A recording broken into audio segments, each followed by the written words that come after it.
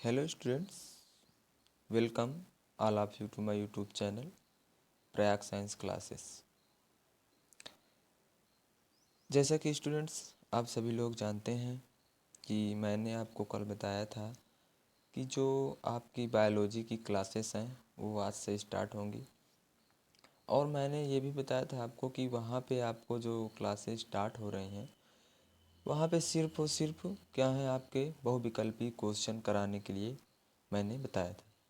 तो मैंने सोचा कि कुछ मेन पॉइंट्स जो आपके लेसन से हैं पहले उनका रिवीजन करवा दूं मैं, उसके बाद आपके क्वेश्चन कराए जाएं। तो इससे क्या होगा, आपका रिवीजन हो जाएगा, आपको इससे फ़ायदा होगा। ठीक है, इसलिए मैंने पहले कुछ मेन जो पॉइंट हैं, जो टॉपिक्स हैं, उन्हें पहले हम लोग डिस्कस करेंगे। उसके बाद फिर आगे क्वेश्चन देखेंगे, क्या क्वेश्चन है, कैसे आ रहे हैं, किस प्रकार से क्वेश्चन आते हैं। और हाँ, ये बहुत ही अच्छा मौका है आप लोगों के लिए, आपके एंट्रेंस एग्ज़ाम की तैयारी से रिलेटेड, यानी कि आप इसी के बेस से एंट्रेंस एग्ज़ाम की भी तैयारी कर सकते हैं आप अपने। जैसे एंट्रेंस एग्ज़ाम, मान लीजिए आप बहुत सारे स्टूडेंट्स हैं, अगर आप बायोलॉजी इंटर में लिए हैं तो बहुत सारे स्टूडेंट्स होंगे, कुछ बीएससी करना चाहेंगे, कुछ बीएससी एग्रीकल्चर में जाएंगे, कुछ बीएससी यानी जिसे एजी बोलते हैं एग्रीकल्चर में जाएंगे, कुछ बीएससी नर्सिंग करेंगे, और बहुत सारे स्टूडेंट्स जो होते हैं हमारे मेडिकल्स में जाना चाहते, वो नीट की प्रिपरेशन करेंगे। तो इनके ये जितने भी सारे एंट्रेंस एग्ज़ाम होते हैं, इनके सभी के एंट्रेंस एग्ज़ाम होते हैं, और जितने भी होते हैं सब में बहुविकल्पी क्वेश्चन ही पूछे जाते हैं आपके। वहाँ पे कोई लिखित यानी कि थ्योरिकल प्रश्न नहीं पूछे जाते हैं। तो इसलिए ये बहुत अच्छा मौका है आप लोगों का अपने एंट्रेंस एग्ज़ाम की तैयारी के लिए भी। ठीक है, तो आप लोग इसे अच्छे से बिल्कुल पढ़िए। बोर्ड एग्ज़ाम के बेस से नहीं, आप अपने एंट्रेंस एग्ज़ाम के बेस से पढ़िए। और ये जो मैं क्वेश्चन आपको कराऊंगा, ये छोटे से लेकर के ऊंचे लेवल यानी कि आपकी नीट की प्रिपरेशन तक के क्वेश्चन होंगे। कहीं से भी आप उठा कर देख लीजिएगा, इसमें आपको नीट तक से क्वेश्चन मिलेंगे। इतने ऊंचे लेवल तक क्वेश्चन कराऊंगा मैं आपको, वो भी बहुविकल्पी क्वेश्चन। ये बहुत ही अच्छा मौका है आप लोगों के लिए कि आप इसी के साथ साथ अपनी एंट्रेंस एग्ज़ाम की तैयारी जो करना चाहते हैं, कोई बीएससी करना चाहे तो वो कर सकता है, बीएससी एग्रीकल्चर कर सकता है, उसकी भी सारे क्वेश्चन यहाँ से पूछे जाएंगे। बीएससी नर्सिंग में पूछे जाएंगे, नीट में पूछे जाएंगे, जो भी आप करना चाहते हैं नीट में, चाहे आप जो भी कोर्स होना हो सभी में यहाँ से क्वेश्चन पूछे जाते हैं। ठीक है, बस इतना है कि आप लोग जैसे देखेंगे ये सारी चीज़ें। चलिए, इतनी सारी बातें थी जो मैं आपको बताना चाहता था।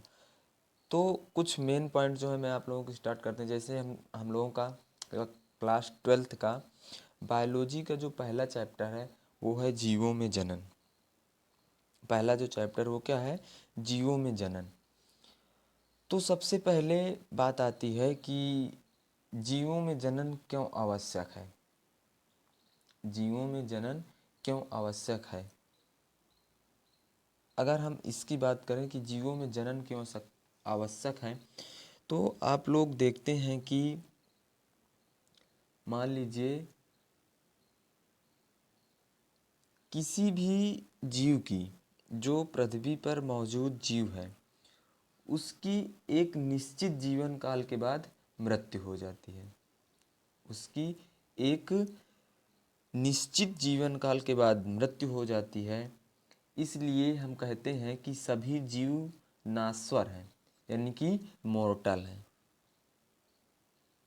नाश्वर मतलब कि कोई भी जीव कुछ भी हो, उसकी एक निश्चित जीवन काल के बाद मृत्यु हो जाना, वो क्या होते हैं, नाश्वर होते हैं। लेकिन लेकिन मरने से पहले अपने ही लक्षणों वाली संतान के रूप में अपनी जाति के नए संतान उत्पन्न करते हैं।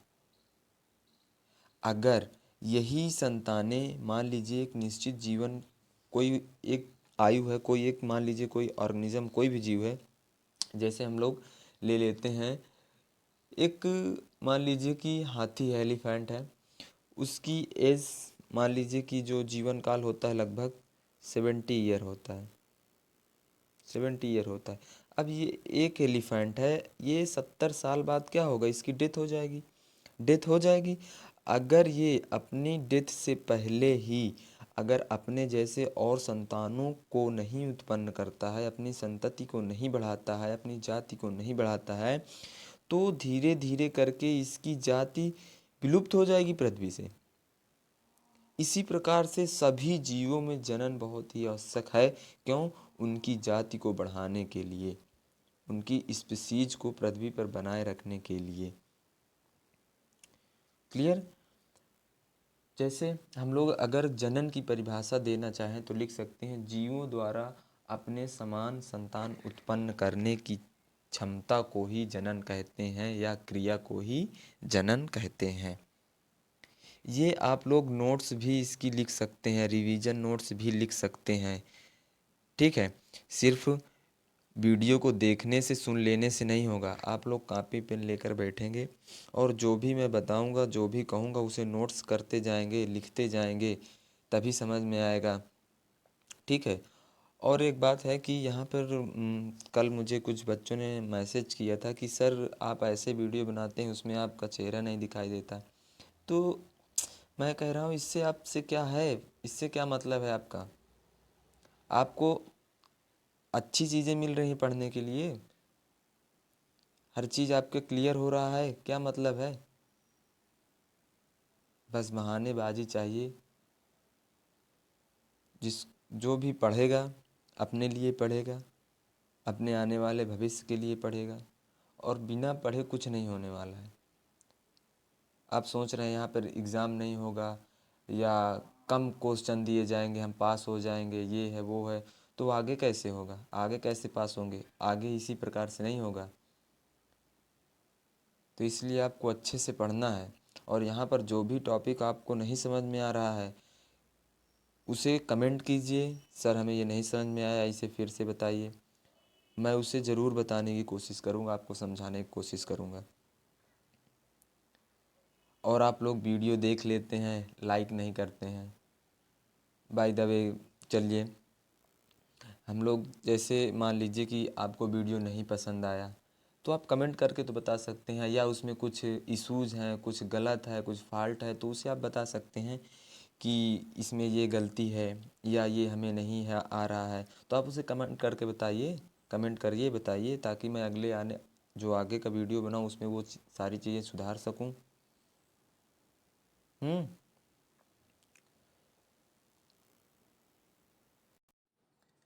अब देखिए, जनन की विधियाँ, हम लोग जीवों में जनन पढ़ रहे हैं, इसमें हम लोग पढ़ेंगे जनन की विधियाँ क्या होती हैं, कौन कौन सी ऐसी विधियाँ हैं जिनके द्वारा जीव जनन करते हैं। ठीक है। अब जैसे कुछ पॉइंट यहाँ पर मैं आपको बता दूँ कि जनन का उद्देश्य क्या होता है। जैसे हम लोग बोल देते हैं ना, पर्पज ऑफ रिप्रोडक्शन, क्या उद्देश्य है। देखिए, दो तीन पॉइंट हैं इसके। एक होता है जाति वृद्धि का, पॉपुलेशन ग्रोथ जो होता है इनका। अभी मैंने बताया भी, अपनी जाति बढ़ाने के लिए, यानी कि जाति वृद्धि करने के लिए, जाति की निरंतरता बनाए रखने के लिए, समष्टि का संगठन बनाने के लिए, विभिन्नताएं उत्पन्न हो इसलिए, पृथ्वी पर जीवन की उपस्थितियों में निरंतरता इनकी बनी रहे इसलिए, ये इसके उद्देश्य हैं। ठीक है। अब देखिए, इसमें जनन की विधियां हम लोग पढ़ रहे हैं, जनन की विधियां हम लोग पढ़ेंगे, किस किस प्रकार से जनन होता है। और ये जो है पौधों में है, रिप्रोडक्शन इन प्लांट्स में है। तो देखिए, सबसे पहले यहाँ पे दिया गया आपका अलैंगिक जनन, अलैंगिक या अलिंगी जनन। दूसरा है कायिक जनन, तीसरा है लैंगिक जनन या लिंगी जनन, यानी asexual reproduction, vegetative reproduction and sexual reproduction. ठीक। तो जो जो भी पौधों में हम लोग जनन पढ़ेंगे वो 3 टाइप्स में पढ़ेंगे, asexual reproduction, vegetative reproduction and sexual reproduction. अब जो है कि देखिए, हम लोग जब एसेक्सुअल रिप्रोडक्शन की बात करते हैं तो उसमें भी कई सारे टाइप उसके हैं, जिसमें पहला है विखंडन, दूसरा मुकुलन, तीसरा खंडन और चौथा है बीजाणु जनन। इस प्रकार से जो एसेक्सुअल रिप्रोडक्शन है उसमें इतने सारे हम लोग टाइप्स पढ़ेंगे। अब जो पहला है विखंडन, आप लोग यहाँ समझना है आपको। विखंडन मैंने क्या बताया आपको, हमें पढ़ना है विखंडन, ठीक, विखंडन पढ़ना है। अब इंग्लिश में से बोलते हैं विजन, मैं आपको समझा रहा हूँ, ठीक। हम लोग पढ़ रहे हैं विखंडन। विखंडन किस जनन के अंतर्गत आता है? अलैंगिक जनन, यानी कि एसेक्सुअल रिप्रोडक्शन। तो जो विखंडन होता है, अभी हम लोग पढ़े विखंडन पहले जानते हैं, फिर इसमें भी कई सारे पार्ट हैं, वो क्या होते हैं वो जानते हैं। तो देखिए, सबसे पहले आपको जानना है अलैंगिक जनन होता क्या है, फिर हम लोग विखंडन के बारे में जानते हैं। पहले जान लेना है अलैंगिक जनन क्या होता है। तो अलैंगिक जनन में जो संतानें उत्पन्न होती हैं वो एक ही जनक से उत्पन्न होती हैं। फिर से सुनिए, अलैंगिक जनन में जो संतानें उत्पन्न होती हैं वह एक ही जनक से उत्पन्न होती हैं, एक ही जनक से उत्पन्न होती हैं। ये जो जनक और संतति होती है, यानी जनक जो जिससे वो उत्पन्न हुई, संतति मतलब जो उत्पन्न हुई, जनक एवं संतति जो होती हैं वो आकारिक एवं आनुवांशिक, आकारिक एवं आनुवांशिक दोनों प्रकार से एक समान होती हैं। एक समान होने के कारण ही इन्हें क्लोन कहा जाता है। वेरी मोस्ट इम्पॉर्टेंट, क्लोन कहा जाता है। ये क्वेश्चन पूछा जाता है, बहुत सारे एग्ज़ामों में भी पूछा जाता है, आपके एंट्रेंस एग्ज़ाम में, बोर्ड परीक्षा में, बहुत सारे एग्ज़ाम में पूछा जाता है, इसलिए मोस्ट इम्पॉर्टेंट वर्ड है ये। क्लोन क्या होता है? अलैंगिक जनन द्वारा उत्पन्न संतानों को ही क्लोन कहते हैं। अब देखिए, जो अलैंगिक जनन होता है वह एक कोशिकीय जीवों में होता है। देखिए, जैसे यूनिसेलुलर हो गया, जो यूनिसेलुलर ऑर्गेनिज्म होते हैं उनमें होता है। जैसे यूनिसेलुलर यानी कि एक कोशिकीय जो जीव होते हैं,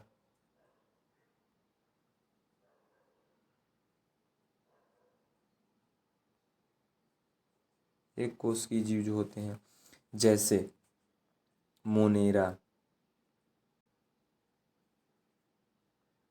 मोनेरा प्रोटिस्टा, मोनेरा प्रोटिस्टा। मैं बोल रहा हूँ, आप लोग लिख लीजिए, क्योंकि यहाँ लिखने मैं लिखूँगा तो ज़्यादा टाइम लगेगा। मैं बोलता हूँ, आप लोग लिख लीजिए, और आप इसकी नोट्स, रिवीजन नोट्स बनाइए, लिखते जाइए सब कुछ जो भी मैं बता रहा हूँ, समझिए, फिर उसे रोकिए वीडियो, फिर लिखिए उसे, फिर समझिए, नहीं समझ में आया पीछे कीजिए वीडियो को, फिर से देखिए, फिर उसे नोट कीजिए, ठीक है। जैसे एक कोशिकीय जीव, जैसे मैंने लिखा मोनेरा प्रोटिस्टा, फिर उसके बाद जैसे तथा सरल बहुकोशिक जंतुओं, जो सरल बहुकोशिक जंतु हैं, यानी कि सिंपल मल्टी सेलुलर ऑर्गेनिज्म जो होते हैं, एवं पादपों में पाया जाता है अलैंगिक जनन। अब यहाँ पर कुछ अलैंगिक जनन के लक्षण हैं, यानी कि कैरेक्टरिस्टिक्स ऑफ असेक्सुअल रिप्रोडक्शन के। देखिए, पहला जो है, जो पहला इसका लक्षण है अलैंगिक जनन का, वो है कि जनन केवल एक जनक द्वारा होता है, एक जनक द्वारा होता है, यानी कि ये कैसा होता है? यूनिपेरेंटल होता है, एक जनक द्वारा होता है, यूनिपेरेंटल होता है। दूसरा पॉइंट इसमें क्या लिखना है आपको, इसमें केवल सूत्री विभाजन यानी माइटोटिक डिवीजन होता है।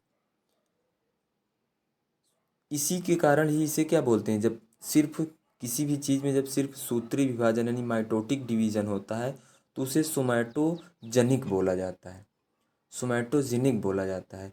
जैसे देखिए, सोमैटोजेनिक जनन पूछा जा सकता है आपसे, क्या होता है? जैसे आपसे पूछा सोमैटोजेनिक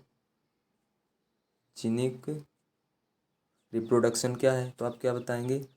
कि अलैंगिक जनन को ही सोमैटोजेनिक जनन भी कहा जाता है। क्यों? क्योंकि इसमें सूत्री विभाजन ही होता है। Only mitotic division present. ठीक। अब तीसरा जो पॉइंट इसका है वो है इसमें निषेचन नहीं होता है। पहले इसके थोड़ा सी, इसमें गैमीट का फॉर्मेशन नहीं होता, यानी कि युग्मक का निर्माण नहीं होता, इसलिए इसे अगैमोगोनी बोलते हैं। गैमीट यानी कि युग्मक, युग्मक का निर्माण नहीं होता, इसलिए इसे अगैमोगोनी बोलते हैं या अगैमिटोगोनी बोलते हैं। जब गैमीट्स नहीं बनेंगे तो फर्टिलाइजेशन यानी कि निषेचन भी नहीं होगा। ये कुछ जो है कि अलैंगिक जनन के लक्षण हैं। ठीक है। अब इसमें बहुत सारी चीज़ें आप लोग जान सकते हैं कि क्या क्या होता है। अब हम लोग सीधे बात करते हैं विखंडन की, यानी इसी के अंतर्गत आता है हमारा क्या, विखंडन। हम लोग विखंडन की बात करते हैं, विखंडन क्या होता है। ठीक। देखिए, अब विखंडन की यदि परिभाषा आपसे पूछा जाए, यदि आपसे विखंडन की परिभाषा पूछा जाए तो विखंडन की परिभाषा आप क्या बताएंगे? विखंडन की परिभाषा आपको बताना है। विखंडन का मतलब पहले देखिए होता क्या है। खंड होना किसी चीज़ का, किसी चीज़ का क्या खंड होना। कोई एक है, इसके एक टुकड़े हो सकते हैं, दो टुकड़े हो सकते हैं, चार हो सकते हैं, 8 हो सकते हैं, इससे 10 हो सकते हैं। तो किसी चीज़ का खंडों में टूटना ही क्या, विखंडन है। तो सीधी क्या है कि इस प्रक्रिया में जनक कोशिका या जनन, ध्यान से सुनिए, जो विखंडन है, हमारी हेडिंग क्या है,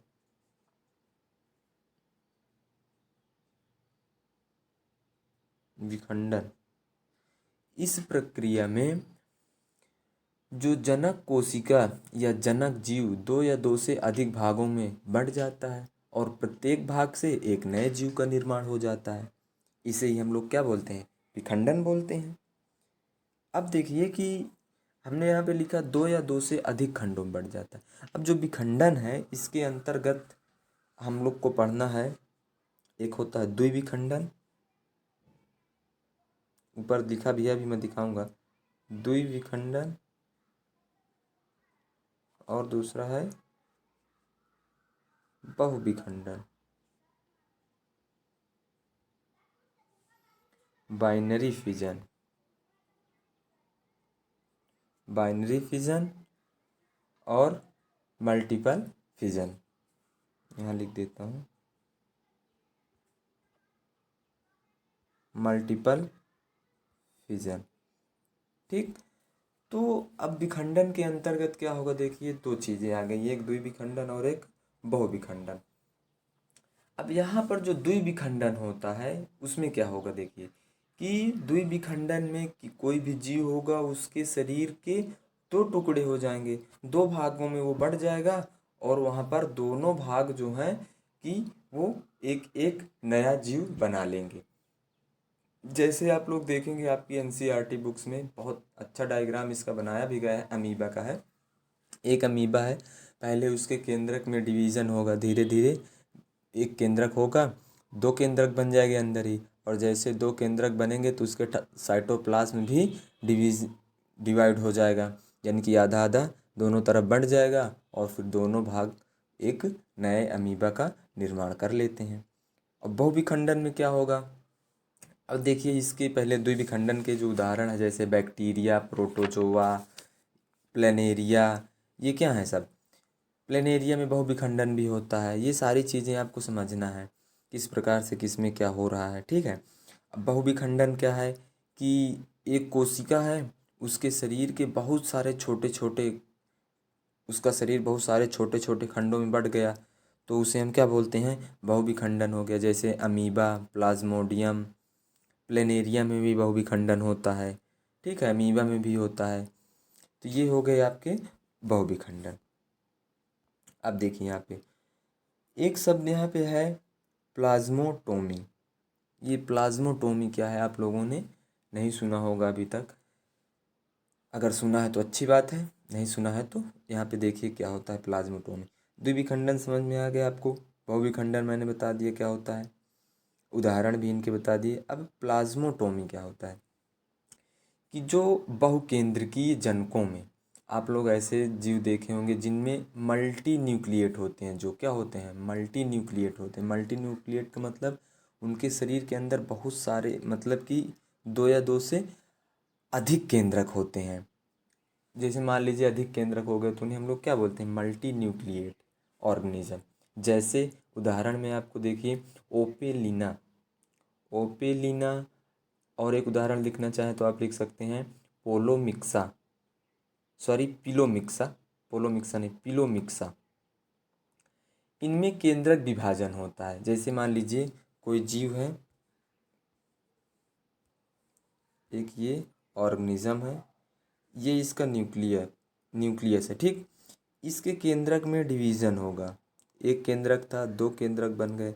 अब ये दो केंद्रक बने अलग अलग, दोनों केंद्रक बन गए, एक केंद्रक नया, ये एक केंद्र, अब फिर ये दोनों केंद्रक नए डिवाइड होंगे, फिर दोनों केंद्रक नए डिवाइड होंगे। इस प्रकार से इसके केंद्रक में डिवीज़न होता है। उसके बाद जैसे केंद्रक में डिवीज़न होगा, परंतु कोशिका विभाजन के बिना ही, देखिए एक चीज़ पहले इसको सुन लीजिए क्या होता है। कोश केंद्रक विभाजन होता है, परंतु कोशिका विभाजन के बिना ही बहुकेंद्र की संतति बनने को प्लाज्मोटोमी कहते हैं। फिर से सुनिए, देखिए जो बहुकेंद्रिक केंद्र की जनक हैं, जैसे मैंने उदाहरण बताया आपको ओपेलिना, पिलोमिक्सा में केंद्रक विभाजन होगा, परंतु कोशिका विभाजन के बिना ही बहुकेंद्र की संतति बनने को प्लाज्मोटोमी कहते हैं। ये इसका उदाहरण है। अब देखिए ये चीज़ हो गया। अब दूसरा जो है हमारा आता है अलैंगिक जनन में, वो है मुकुलन, यानी कि बडिंग क्या होता है।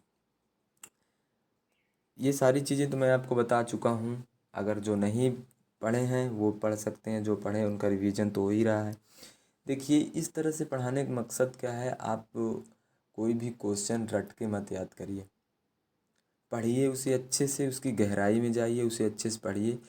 पूरी जब आप पूरा चैप्टर पढ़े रहेंगे तो कहीं से भी क्वेश्चन आएगा, चाहे वो बहुविकल्पी क्वेश्चन क्यों ना हो, हाँ शॉर्ट आंसर क्वेश्चन क्यों ना हो, आपको आएगा, ठीक है।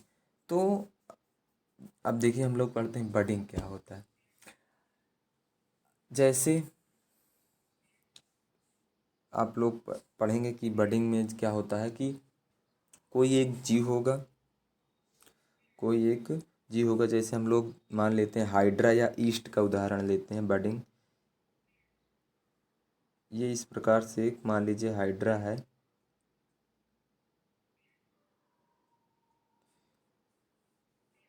इसके शरीर से, ये हाइड्रा है, इसके शरीर से एक छोटा सा उभारनुमा संरचना निकलेगी और वो धीरे धीरे क्या होगी, विकसित होगी।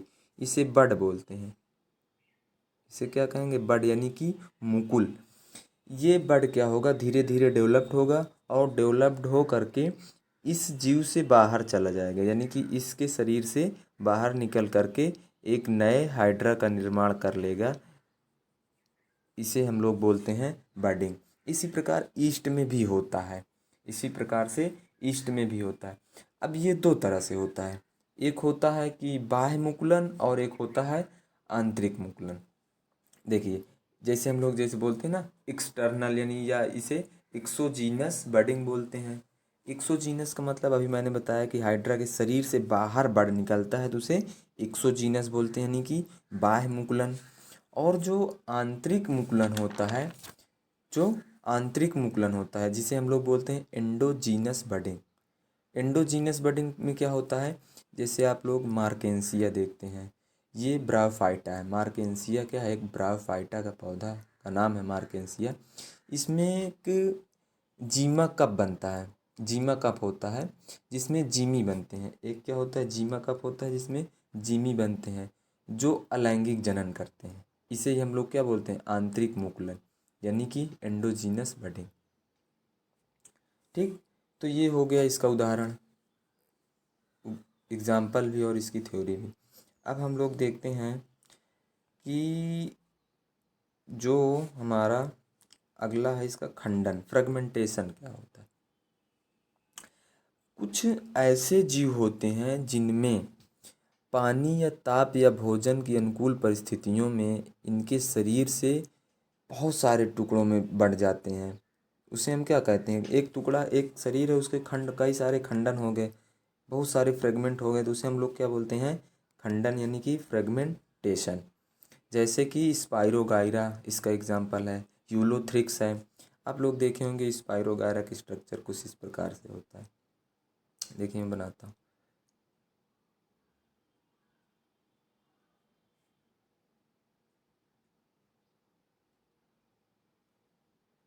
इस प्रकार से कुछ स्पाइरोगाइरा, ये यहाँ से खंड होगा, ये यहाँ से खंड होगा, ये यहाँ से खंड होगा, और प्रत्येक खंड निकल करके, जो भी जितने भी इसके खंड हैं, निकल करके एक नया स्पाइरोगाइरा बना लेंगे। ठीक है, इसे क्या बोलते हैं हम लोग, खंडन, फ्रेगमेंटेशन। एग्जाम्पल क्या है इसका, स्पाइरोगाइरा। इसका उदाहरण इसका क्या है, स्पाइरोगाइरा। ठीक, अब देखिए अगला क्या है इसमें, बीजाणु जनन। अब ये तो आप लोग सुने ही होंगे, बीजाणु जनन क्या होता है। देखिए इसमें क्या होगा कि कोई भी जीव है, मान लीजिए जैसे कोई भी जीव है, जैसे आप लोग देखिए बीजाणु, पहले देखिए क्या होते हैं बीजाणु जनन, मतलब इसमें क्या होगा, स्पोर बनते हैं बीजाणु में, यानी कि इसमें स्पोर का फॉर्मेशन होता है, इसमें स्पोर का फॉर्मेशन होता है। अब इसमें कई सारे उसके द्वारा होता है, जैसे इनके बारे में अगर कुछ जानना चाहें आप लोग, तो ये मान लीजिए कि ये कुछ जैसे बैक्टीरिया हैं, शैवाल हैं, कवक हैं, ब्रायोफाइट हैं, टेरिडोफाइट हैं, इनमें बनते हैं। ठीक है, और इसके कई सारे उदाहरण हैं। फिर चल बीजाणुओं के द्वारा, यानी कि जू स्पोर्स के द्वारा क्या होता है। फिर लघु बीजाणु, यानी कि माइक्रो जू स्पोर्स के द्वारा, माइक्रो जू स्पोर्स के द्वारा, फिर मल्टीसिलिएट जू स्पोर्स के द्वारा, इसके ये सारे उदाहरण हैं। तो इसमें बीजाणु क्या होता है, इसमें स्पोर्स का निर्माण होता है, और ये स्पोर्स जो होते हैं, जो जनक की बॉडी होती है उससे बाहर निकल कर चले जाते हैं, और फिर अनुकूल परिस्थितियों में जर्मिनेट होते हैं, जर्मिनेट होकर के एक नए जीव का निर्माण करते हैं। ठीक है, तो ये आपका हो गया बीजाणुओं के द्वारा। तो ये आपकी अलैंगिक जनन की विधियाँ थीं, जो मैंने आपको यहाँ पे रिवाइज करवा दी है। हाँ, अब हम लोग आते हैं कायिक जनन में, यानी कि वेजिटेटिव रिप्रोडक्शन। वेजिटेटिव रिप्रोडक्शन क्या होता है, कायिक जनन क्या होता है। अगर आपसे कोई पूछे कि कायिक जनन क्या होता है, तो आप क्या बताएंगे। देखिए, जब हम लोग किसी भी, या वह निम्न या उच्च श्रेणी के पादप में, आप कह सकते हैं जो निम्न श्रेणी है या उच्च श्रेणी के पादपों में, उसके मात्र पौधे से, यानी जनक के किसी भी कायिक भाग से, किसी भी कायिक भाग से नया पौधा उत्पन्न करते हैं, नया पौधा उत्पन्न करते हैं, तो इसे हम लोग क्या कहते हैं, कायिक जनन कहते हैं। तो इसे हम लोग क्या बोलते हैं, कायिक जनन बोलते हैं। कायिक जनन को ही हम लोग कायिक प्रवर्धन भी बोलते हैं। जो कायिक जनन होता है उसे हम लोग कायिक प्रवर्धन, यानी वेजिटेटिव प्रोपेगेशन भी बोलते हैं। कायिक प्रवर्धन के नाम से इसे बहुत जाना जाता है, पूछा जाता है कायिक प्रवर्धन क्या है, तो आपको बताना है, यानी कि वेजिटेटिव प्रोपेगेशन। ठीक, तो अब हम लोग देखिए, जो कायिक जनन होता है इसमें दरअसल होता क्या है कि जो जनक पौधे होते हैं उनके कायिक अंगों द्वारा नए पादपों का पुनर्जनन कायिक जनन या कायिक प्रवर्धन कहलाता है। अब उनके कायिक अंग क्या क्या हो सकते हैं, ये हम लोग अभी आगे पढ़ेंगे। ठीक है, इन्हीं के द्वारा हम लोग कायिक जनन संभव है। कायिक अंगों के द्वारा, वेजिटेटिव ऑर्गन के द्वारा ही हम लोग वेजिटेटिव रिप्रोडक्शन कर पाते हैं। अब जो कायिक जनन होता है, कायिक प्रवर्धन होता है, ये दो प्रकार से होता है। एक प्राकृतिक होता है और एक कृत्रिम होता है। प्राकृतिक यानी कि जो प्राकृतिक के अनुसार होता है, और एक कृत्रिम जो आर्टिफिशियल होता है, यानी कि बनावट, जिसे बनावटी बोलते हैं हम लोग, अपने से हम लोग करते हैं। प्राकृतिक मतलब क्या है कि जो अपने से हो रहा है, जो अपने से हो रहा है, खुद ब खुद होता है, उसे हम लोग बोलते हैं प्राकृतिक। कृत्रिम मतलब जो हम अपने हिसाब से करते हैं, उसे हम लोग क्या बोलते हैं, कृत्रिम या आर्टिफिशियल। प्राकृतिक यानी कि नेचुरल। अब देखिए इसमें दो होते हैं, एक नेचुरल वेजिटेटिव प्रोपेगेशन हो गया और एक हो गया आर्टिफिशियल वेजिटेटिव प्रोपेगेशन। तो अब एक एक करके इसमें हम देखिए कि जो आर्टिफिशियल है उसमें कई पार्ट हैं सारे, जो प्राकृतिक है इसमें कई पार्ट हैं सारे, ठीक है। तो प्राकृतिक की बात करते हैं पहले हम कि इसमें कौन कौन से होते हैं। प्राकृतिक कायिक प्रवर्धन की हम लोग बात करें अगर, तो इसमें क्या क्या होते हैं देखिए। अगर हम प्राकृतिक कायिक प्रवर्धन की बात करें तो इसमें कितने प्रकार से होंगे, 4 प्रकार से।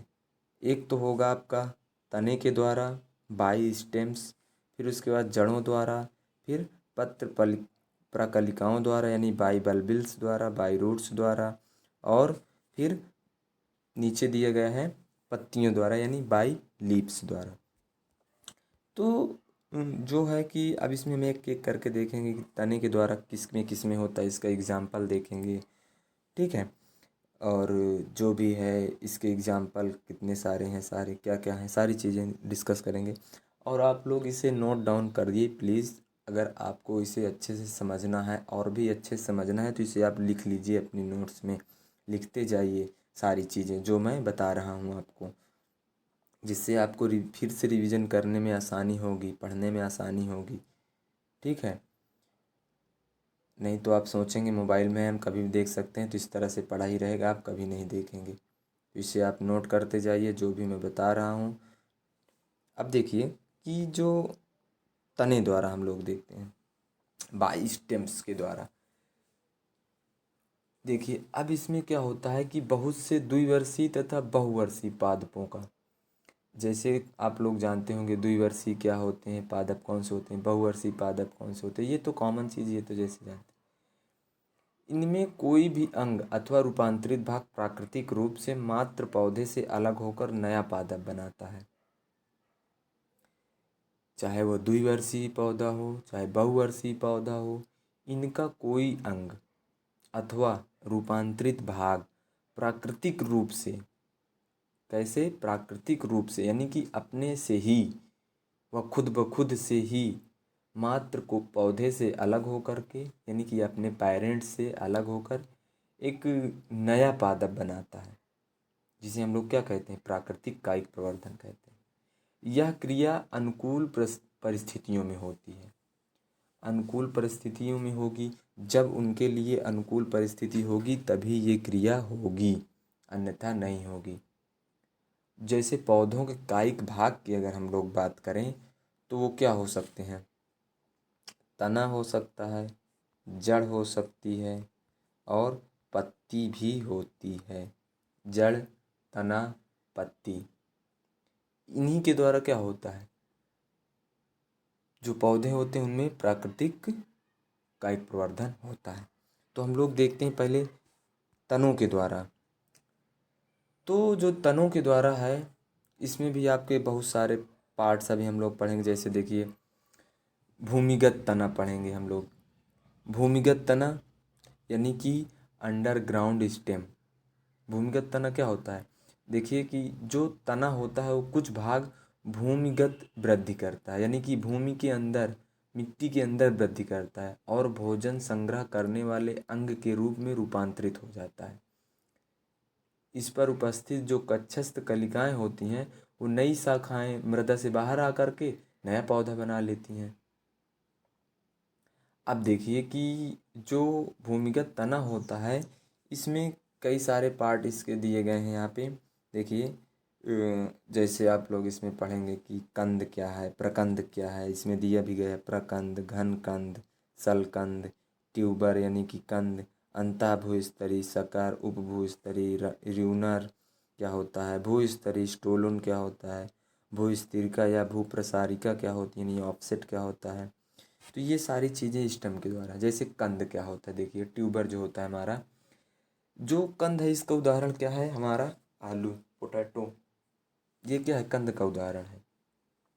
देखे होंगे आप लोग आलू में कुछ, जैसे आप लोग उन्हें क्या बोलते हैं, आई बोलते हैं, आँख बोलते हैं ना, वो कच्छस्थ कलिका होती हैं, ऑक्सिलरी बड होती हैं, जो क्या होती हैं, सल्क पत्रों से द्वारा ढकी होती हैं और अनुकूल परिस्थिति में वह अंकुरित होती हैं, अंकुरित होकर के एक नया पौधा बना लेती हैं।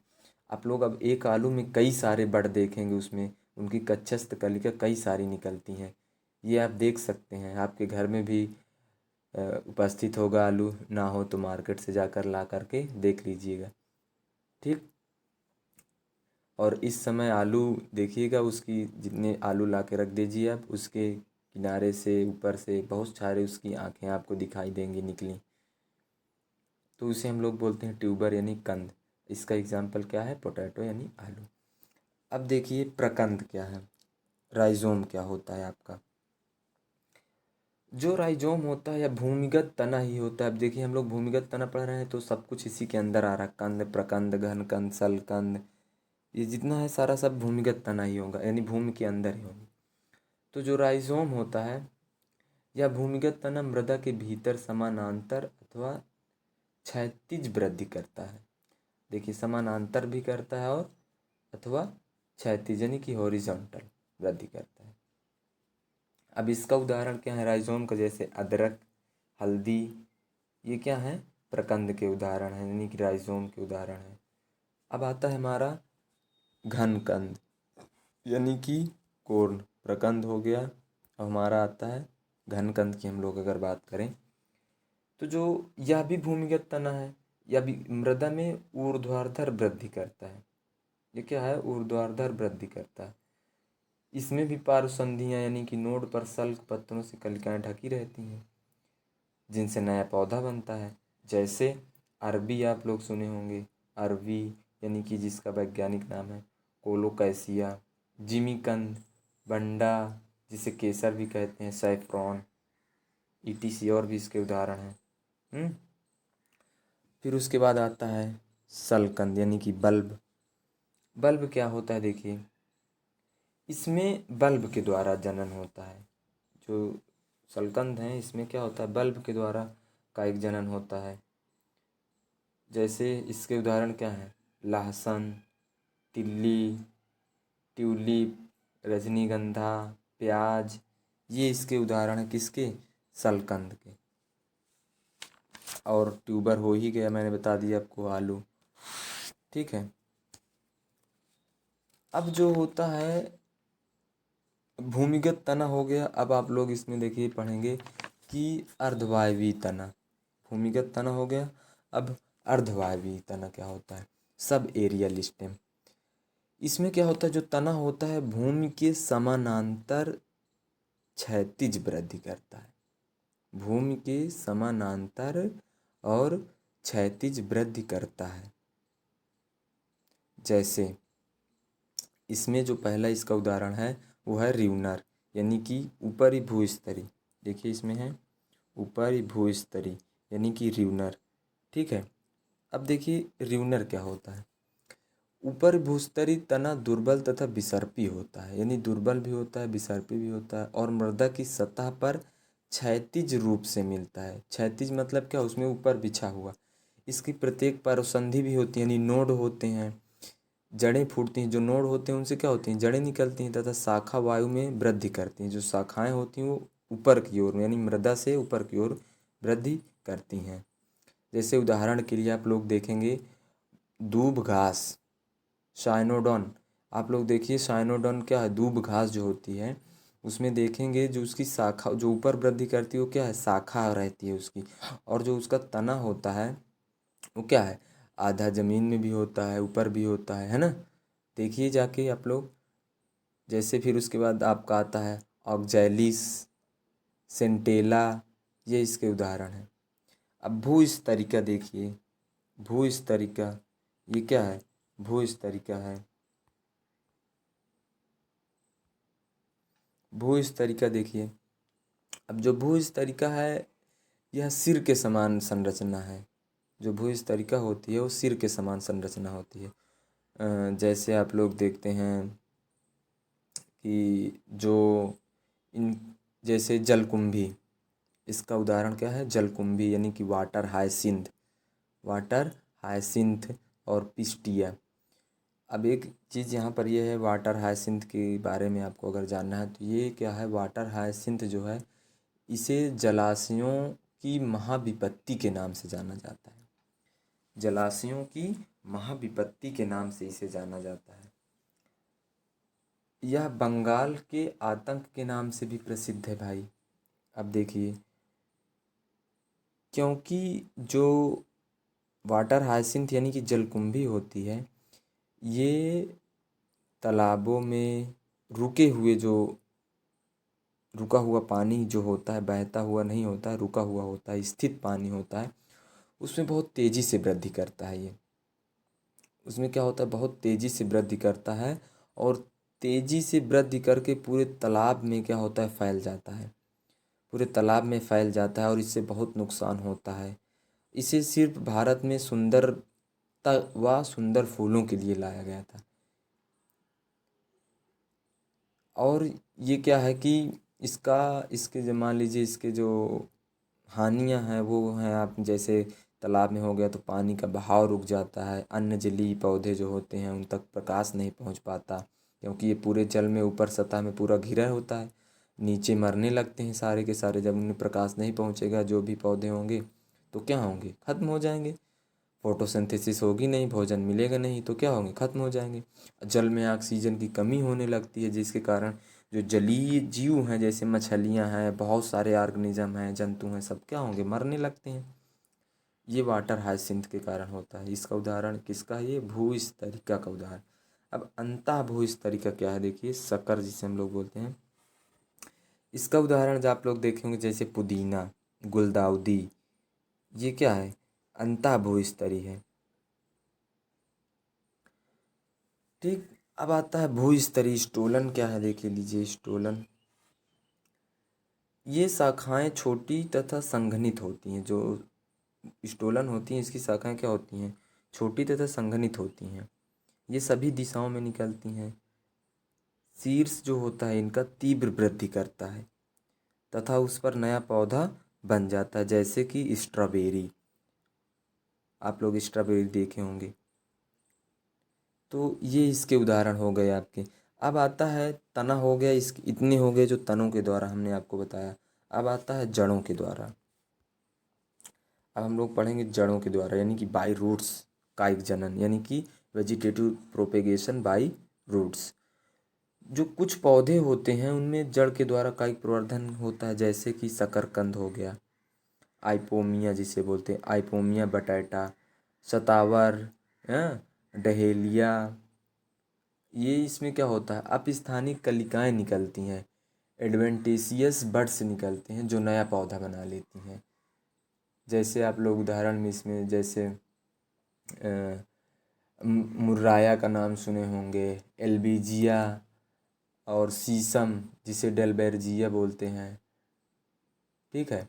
इसमें क्या होता है, सूट होते हैं, सूट निकलता है, प्रारोह जिसे बोलते हैं, सूट निकलता है, जिसकी वृद्धि नए पौधे के रूप में हो जाती है। आप लोग शीशम देखिए, एक शीशम का पेड़ होगा, उसके आसपास देखेंगे बहुत सारे शीशम के पेड़ छोटे छोटे निकलते हैं और फिर वो एक समय डेवलप्ड होते हैं, बड़े पौधों में परिवर्तित हो जाते हैं। तो ये इसके द्वारा होता है। इसके और भी उदाहरण आप बहुत सारे मैंने आपको बता दिए, लिख सकते हैं आप, लिखना है तो। जैसे टेपियोका लिख सकते हैं, डहेलिया लिख सकते हैं। अब पत्ती के द्वारा है, मोस्ट इम्पॉर्टेंट है, ये बहुत पूछा जाता है, पत्ती के द्वारा कायिक जनन। तीसरा क्या है, पत्ती के द्वारा है। पहले पत्र का लिखा अभी पढ़ेंगे, बल्बिस के द्वारा। पहले पत्तियों के द्वारा हम लोग देखते हैं, जो पत्तियों के द्वारा। अब आप लोग देख सोच रहे होंगे कि पत्तियों से कैसे पौधा निकलेगा भाई। तो जो कुछ पौधे होते हैं जिनमें क्या होता है कि पत्तियों के द्वारा कायिक प्रवर्धन होता है।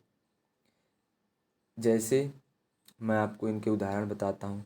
Bryophyllum, bryophyllum, kalanchoe, bryophyllum kalanchoe. इनकी पत्ती में क्या होता है, किनारे पर अपस्थानिक पत्र कलिकाएं निकलती हैं, यानी जिसे हम लोग लीफ बड्स बोलते हैं, जिनसे क्या होता है छोटे छोटे पौधे विकसित हो जाते हैं। जैसे बिगोनिया है अथवा एलिफेंट ईयर प्लांट से पत्र कलिकाएं पर्णवृंत तथा सिराओं आदि पर व पूर्ण सतह पर निकलती हैं। ठीक है, तो ये आपका हो गया। जैसे बिगोनिया है, बिगोनिया देखेंगे आपके इसे जो इसकी सतह है पौधे की उसमें निकलेंगी। ब्रायोफिलम में किनारे जो पत्ती है उसके किनारे में पत्र कलिकाएं निकलती हैं, लीफ बड्स निकलती हैं और धीरे धीरे वहीं पे क्या होगा, धीरे धीरे एक नया, जैसे ब्रायोफिलम की आप पत्ती ले आइए और उसे मिट्टी में, नम मिट्टी में रख दीजिए, दाब दीजिए, तो देखेंगे उससे क्या होगा, धीरे धीरे उसमें से छोटे छोटे उसकी पत्र कलिकाएं निकलेंगी किनारे से पत्ती के, और फिर वही विकसित होंगी यानी कि डेवलप्ड होंगी और धीरे धीरे उसके पौधे बना लेंगी। आप एक ब्रायोफिलम की पत्ती ला के रख दीजिए, कुछ दिनों बाद बहुत सारे पौधे उससे होंगे, क्योंकि उसकी पत्तियां जो गिरती हैं, उससे पत्ती गिरी, उससे फिर पौधे निकलते हैं, तो बहुत थोड़े ही समय बहुत ज़्यादा फैल जाता है। अब आता है हमारा बाई बुलबिल्स के द्वारा। जो बाई बुलबिल्स होता है क्या है, देखिए पहले बुलबिल्स मतलब क्या है। बुलबिल जो होते हैं गूदेदार कलिकाएं रूपांतरित पुष्प कलिकाएं हैं जो कायिक प्रवर्धन करने वाले अंग होते हैं। जैसे ग्लोबा बल्बिफेरा, ग्लोबा बल्बिफेरा से क्या है में पुष्पक्रम निचले भाग के कुछ पुष्प बुलबिल बनाते हैं, जैसे कि प्याज, जैसे एलियम सीपा, अमेरिकन एलोई जिसे एगो बोलते हैं आदि में ये प्रकलिकाएं मिलती हैं देखने के लिए। जैसे आप लोग देखिए कि डायोस्कोरिया, आक्जेलसिस, अनानास, ये सब क्या हैं, इसमें उदाहरण हैं। ठीक, तो ये आपका हो गया बाईपत्र पलिकाओं के द्वारा, प्रकलिकाओं के द्वारा। अब हम लोग जो कृत्रिम कायिक प्रवर्धन है उसके बारे में देखेंगे कि कृत्रिम कायिक प्रवर्धन क्या होता है। Artificial vegetative propagation. तो जो हमारा कृत्रिम कायिक प्रवर्धन होता है वो क्या होता है, उसमें हम लोग अपने से ही क्या करते हैं, उसमें हम लोग अपने से ही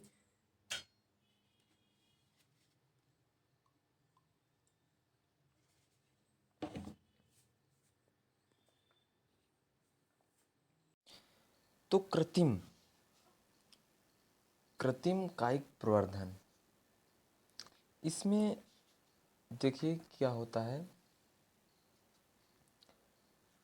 कि हम लोग क्या करते हैं, कोई भी पौधा हो, किसी भी का पौधा हो, जैसे कि मान लीजिए एक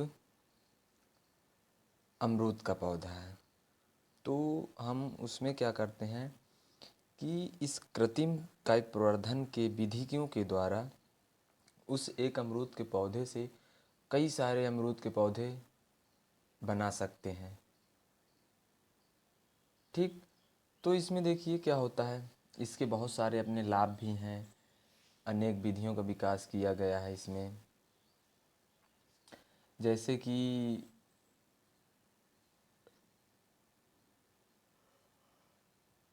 इसमें पहला जो है वो है कि रोपण, यानी कि ग्राफ्टिंग क्या होता है। फिर क्या है, कलिका का रोपण, जैसे रोपण या पैबंद लगाना, कलिका रोपण,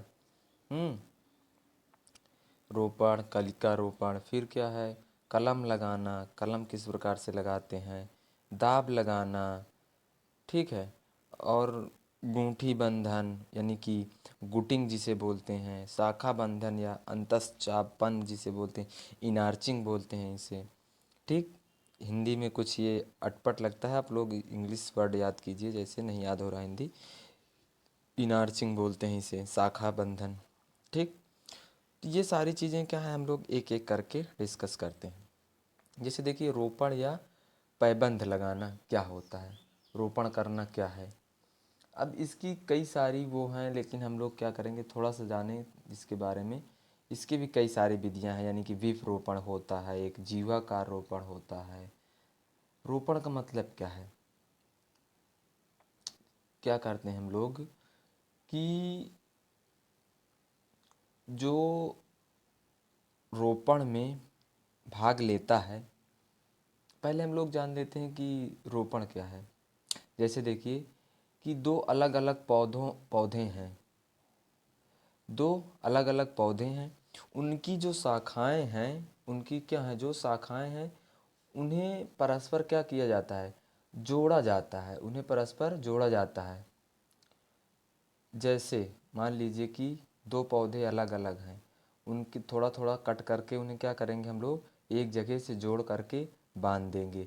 जैसे कि बांधेंगे और वहीं से क्या होगा, फिर धीरे धीरे देखेंगे आप लोग, जब बांध देंगे कुछ दिनों बाद देखेंगे वहाँ से एक नई कलिका निकलेगी, नई कलिका निकलेगी, फिर वहीं से उसे काट करके हम लोग बाहर लगा देते हैं। इसे हम लोग बोलते हैं ग्राफ्टिंग।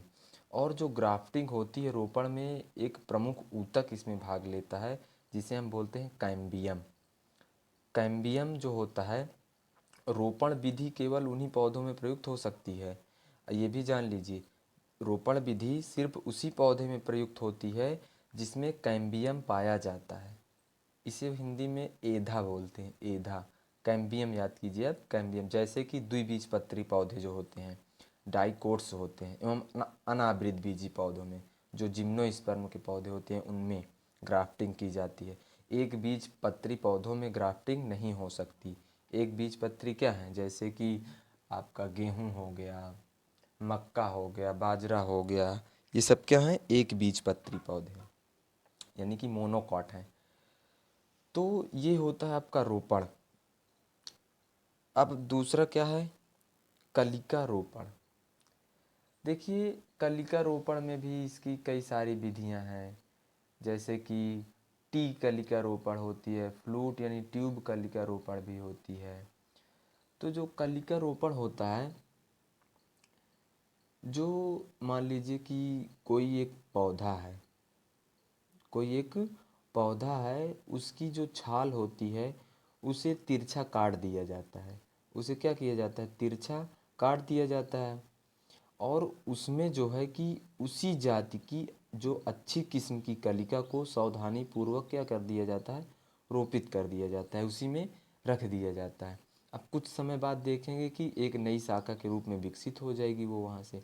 इस मान लीजिए कि जो, अब इससे क्या फ़ायदा, जो घटिया पौधा था अच्छी किस्म के पौधे बन गए। इसे हम लोग क्या बोलते हैं, रोपण, यानी कि बडिंग करना। अब जैसे है कि कलिका रोपण के लिए ऐसे स्टॉक या चयन करना चाहिए जिसमें सक्रिय वृद्धि हो, तथा कली का चयन ऐसे पौधे से करना चाहिए जो स्वस्थ एवं रोगमुक्त हो। अब कलम लगाना, तीसरा क्या आता है, कलम लगाना यानी कटिंग करना। अब ये तो आप लोग जानते हैं, जैसे कि कोई पौधा है, उसे आप लोग 20 से 30 सेंटीमीटर लंबे टुकड़े में काट लेते हैं और ज़मीन के अंदर आधा से गाड़ देते हैं। अब प्रत्येक से क्या होगा, प्रत्येक टुकड़े से एक नया पौधा बन जाएगा। जैसे आप लोग देखते होंगे कि गन्ना की खेती करना, ये सब क्या है, कटिंग ही है। अब दाब लगाना क्या होता है, लेयरिंग करना। क्या है कि जो मात्र पौधे होते हैं उनसे जुड़ी हुई शाखाओं को, उनकी जड़ें विकसित करने की विधि को क्या बोलते हैं हम लोग, इसे बोलते हैं हम लोग लेयरिंग करना। जैसे मान लीजिए कोई एक पौधा है, जैसे एक पौधा है, देख लें आप लोग, देखते होंगे कि बहुत सारे ऐसे पौधे होते हैं जिनकी शाखाएं जो हैं ज़मीन की ओर झुक जाती हैं, ज़मीन की ओर झुक जाती हैं। जैसे मान लीजिए, यहाँ पर समझिए, लेयरिंग पूछा भी जाता है। मान लीजिए ये एक पौधा है, ये इसकी शाखाएं हैं, ये इस प्रकार से ज़मीन की ओर झुकी हुई हैं, ज़मीन से इस तरह से झुकी रहती हैं। और यहाँ पर जो भी आपकी मिट्टी है, ये क्या है, मिट्टी है, इसे यहीं से क्या करते हैं, यहाँ से दाब देते हैं हम लोग। यहाँ से दाब दिए, यहाँ से दाब दिए, और ये इसका छूटा हुआ भाग है, ये इसका क्या है, छूटा हुआ भाग है। उसी प्रकार से यहाँ से जब हम लोग दाब देखते हैं तो ये जो शाखा थी यहीं से क्या होगी, इससे जड़ निकलने लगती हैं और ये जड़ ज़मीन में चली जाती हैं। फिर क्या करते हैं, इसे काट करके इससे ये भाग का नया पौधा तैयार हो जाएगा, इस तरफ का भी एक नया पौधा तैयार हो जाएगा। अब इसमें कई सारे होते हैं, सिंपल दाब होता है यानी सिंपल लेयरिंग होती है, टिप लेयरिंग होती है यानी कि शीर्ष दाब होता है, कंटिन्यूअस लेयरिंग होती है, खाई दाब जिसे आप लोग बोलते हैं, और जो ये सारी चीज़ें हैं इसमें। अब इसमें जो है आपका दाब गूंठी बंधन क्या होता है, जैसे आप लोग देखे होंगे कि रबर का एक पौधा होता है, रबर के पौधे में गूंठी बंधन किया जाता है। जो रबड़ का पौधा होता है, इनकी शाखाओं में मोड़दार मृदा में दाब स्तंभ नहीं है, दबाना संभव नहीं होता है। देखिए, जो मोड़ मोड़ कर इसे कैसे दाबेंगे, क्योंकि मुड़ेंगे ही नहीं ये, तो दाबेंगे हम कैसे इन्हें, तो इसे दाबते नहीं है। जैसे मान लीजिए कि इसमें क्या होता है, कोई एक पौधा है, उसकी कोई डाल है, उसके क्या करेंगे, उसकी छाल को निकाल देते हैं और फिर वहाँ पर मिट्टी लगाकर बांध दिया जाता है, गूंठी कर दिया जाता है, बांध दिया जाता है। बांधने के बाद देखेंगे कुछ दिन बाद वहीं से क्या होगी, एडवेंटिशियस रूट्स निकल जाएंगी। जैसे वो रूट्स वहाँ से निकलेंगी, वहीं से कट करके उसे बाहर लगा देते हैं हम लोग और एक दूसरा पौधा तैयार हो जाता है। इसके जब ये होता है हमारा शाखा बंधन, क्या है, शाखा बंधन में ये भी क्या है, रोपण की ही रूपांतरित विधि है। जो रोपण हम लोग लेयरिंग करते हैं, उसी की वो सॉरी लेयरिंग का नाम है, रोपण जो ग्राफ्टिंग हम लोग करते हैं उसी की ही विधि है, क्या, शाखा बंधन। इसमें देखिए क्या होता है, इसमें जो क्या है, घटिया जाति के जो पौधे होते हैं, जैसे घटिया जाति के जो पौधे होते हैं, उनके तने पर बढ़िया जाति के पौधे जैसे हम लोग को जोड़ दिया जाता है। जैसे कि एक घटिया जाति का पौधा है, एक अच्छा पौधा है, तो दोनों क्या होगा, जोड़ देते हैं हम लोग, दोनों तनों के और एक 5 सेंटीमीटर की लंबाई जैसे छाल और कर देते हैं, आप लोग कट कर देते हैं वहाँ से, फिर कट करके छाल निकाल करके आपस में दोनों को जोड़ देते हैं। जैसे ही आप लोग उसे जोड़ेंगे तो उसमें कुछ दिन बाद वहीं से फिर वो एक नया पौधा बना लेगी। जैसे इसके उदाहरण आप लोग कर सकते हैं, आम है, लीची, अमरूद, इन सब का उपयोग इसमें किया जाता है आपका इनार्चिंग में। ठीक, तो ये आपका जो है आर्टिफिशियल हो गया, कृत्रिम कायिक प्रवर्धन हो गया। अब इसकी महत्व इसके बहुत सारे हैं, जैसे कि आप लिख सकते हैं इसके महत्व जो हैं। जैसे इसके महत्व देखिए क्या है कि यह प्रवर्धन की सस्ती व आसान विधि है, पहला। दूसरा क्या है, आसान है और सस्ती भी है। दूसरा देखते हैं हम लोग, पौधों की संख्या में वृद्धि तेज़ी से की जा सकती है। अब इसमें बहुत तेज़ से हम लोग एक पौधे से कई सारे पौधे उगा सकते हैं। ये इसकी बहुत सारी बेहतर है, आप लोग इससे लिख सकते हैं। जैसे केला, अनानास, गुलाब, अंगूर आदि पौधों में बीज नहीं होते, अतः इनमें कायिक प्रवर्धन ही प्रजनन का एकमात्र विधि है।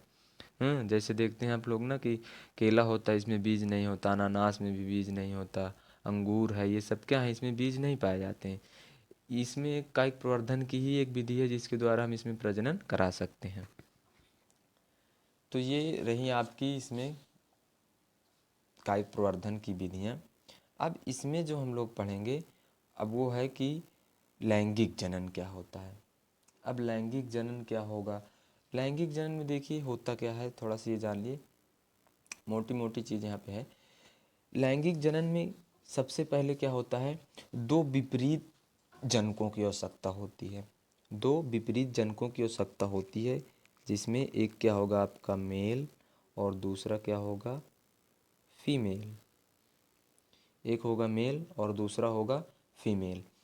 जो मेल होगा इसमें क्या बनेगा, गैमीट्स बनेगा, और गैमीट्स इसमें क्या होता है, स्पर्म। फीमेल क्या होगा, इसमें गैमीट्स भी बनेगी, इसमें क्या होता है, ओवम। तो दोनों में क्या होंगे, गैमीट्स का फॉर्मेशन होगा, देखिए यहाँ से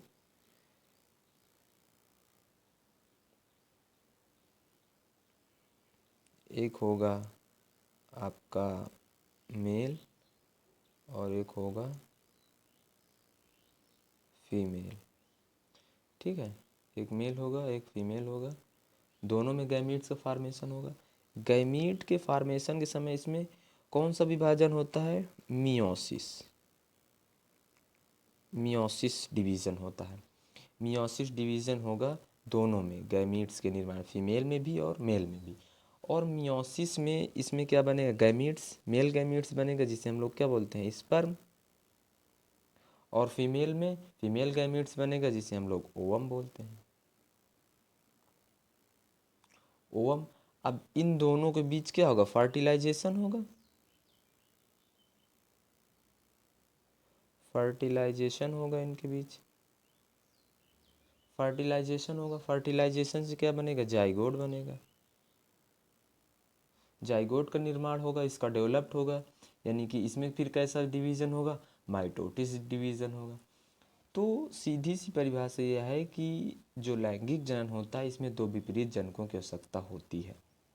जैसे विपरीत नर व मादा युग्मकों में संलयन होता है, जिससे हम क्या बनते जिससे क्या बनता है? युग्मनज का निर्माण होता है। युग्मनज का विभाजन होगा एवं डेवलप्ड होगा, इसका विकास होगा। इससे क्या बनेगा? एम्ब्रियो बनता है, यानी कि सॉरी जो हाँ युग्मनज यानी जाइगोट होगा, इससे एम्ब्रियो यानी भ्रूण का निर्माण होगा आपका।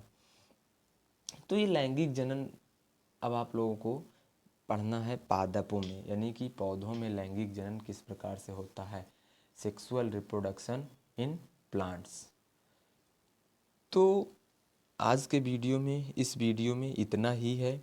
अब हम लोग अगले वीडियो में जो लैंगिक जनन है वो पौधों में किस प्रकार से होता है उसके बारे में डिस्कस करेंगे, यानी कि जंतुओं में या पौधों में किस प्रकार से लैंगिक जनन होता है। और ये लैंगिक जनन पढ़ने के बाद फिर हम लोग ये फर्स्ट चैप्टर के जितने भी बहुविकल्पीय क्वेश्चन हैं उनके बारे में डिस्कस करेंगे। और आप लोग जितनी सारी चीज़ें मैं बताया हूँ इनको नोट डाउन कर लीजिएगा। और इस वीडियो को सिर्फ अपने पास तक ही मत रखिए कि आपको मिल गया है आप पढ़ रहे हैं। सही चीज़ सही इंसान के पास पहुँचना बहुत ज़रूरी होता है। तो अब वो सही इंसान कौन है, कैसे पता चलेगा? आप जितने भी आपके दोस्त हों, फ्रेंड्स हैं, क्लासमेट हैं, या जितने आपके जान पहचान के हैं, सभी के पास आपको शेयर करना है, क्योंकि इस समय सभी को इसकी बहुत ही ज़रूरत है। ठीक है, क्योंकि कोई भी कोचिंग ऑफलाइन या कॉलेज स्कूल कुछ खुले नहीं है, सब कुछ बंद है और एग्ज़ाम होने वाला है आपका। तो इससे क्या है कि आपको कोई तनाव नहीं करना है, बस ये करना है कि हम पढ़ रहे हैं, बस हमें पढ़ाई करना है। आप पढ़िए, किसी चीज़ से मत डरिए, बिल्कुल मत डरिए कि लॉकडाउन था हमने पढ़ नहीं पाए।